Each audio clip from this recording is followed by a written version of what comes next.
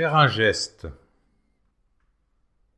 Exécuter le geste juste est une fin en soi. J'ai acquis cette certitude pendant mon apprentissage. J'ai eu la chance d'avoir des parents compréhensifs.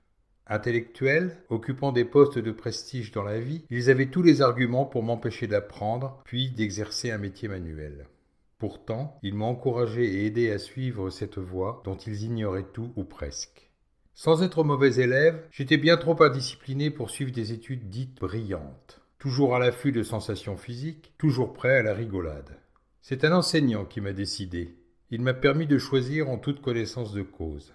Me voyant chahuter avec d'autres élèves, il n'a rien trouvé de mieux qu'une phrase qu'il a voulu vexante. Elle signifiait de manière explicite que seul un métier manuel pourrait convenir à mes agitations. Que seul, il serait à même de me calmer en m'apportant un peu de raison, à défaut de sérénité, objectif impossible pour un cuistre. Il y avait dans cette longue phrase un tel mépris pour les manuels en général, une telle condescendance, une telle moue supérieure que je me suis juré de ne jamais ressembler à ce professeur.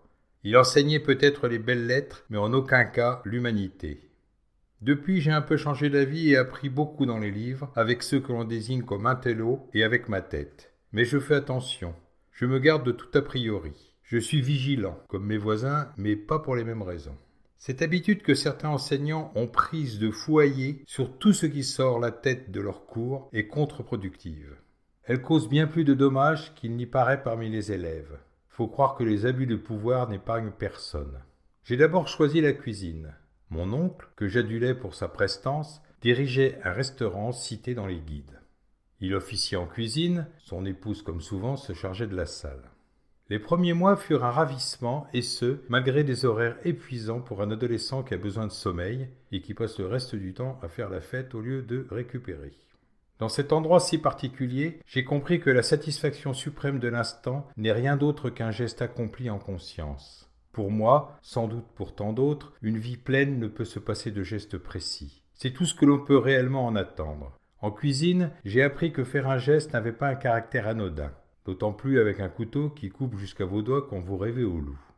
L'ambition d'un apprenti est avant tout d'exécuter le bon geste. Vecteur d'une réussite commune, sa qualité facilite le résultat de tous.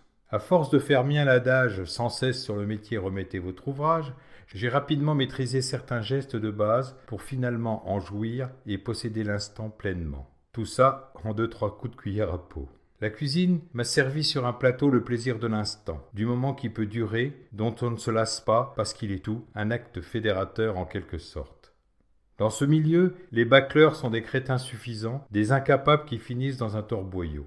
Le temps ne passe pas sans être vécu dans une cuisine. La frénésie d'un service qui déchire ne peut se vivre heureuse qu'avec une succession de petits actes parfaitement aboutis.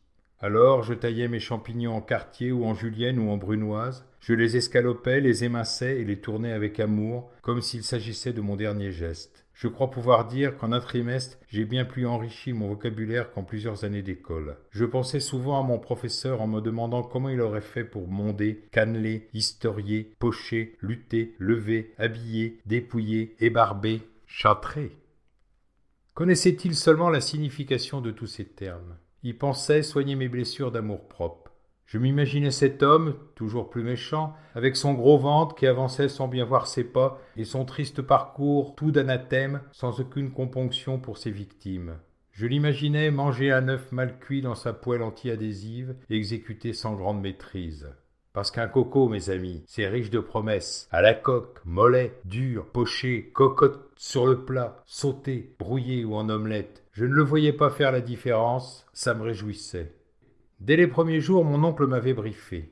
L'important ici, ce n'est pas ce qu'on a à faire, mais comment on va le faire. Les autres attendent ton travail ne veulent pas d'à peu près. Si tu comprends que le moindre détail a de l'importance, tu auras le geste juste et la reconnaissance des autres. Alors travaille chacun de tes mouvements pour nourrir ta vie.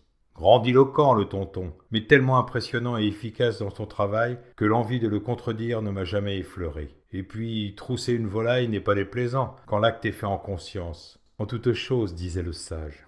Je me suis dit aussi qu'apprendre avec comme tuteur une référence était une chance, une manière de me construire un bel équilibre, de me forger à la vie. Tout devenait simple. La valeur de chacun de mes actes m'apparaissait évidente. Il donnait un sens à une respiration d'importance à ma quête. Je comprenais l'utilité de chaque mouvement, mais aussi la joie qu'il procure quand il est exécuté parfaitement. J'avais trouvé un chemin, un but pour aller nulle part ailleurs que dans le présent. Et ça, l'ami, ça rend bien joyeux et parfois heureux. Passé mes premières années, j'ai rencontré mon seul amour, celui qui éclipse l'avant en le réduisant à de l'à peu près. Mon existence, plutôt heureuse, trouva une fin suffisante en soi, car je savais au plus profond que jamais je ne pourrais être mieux.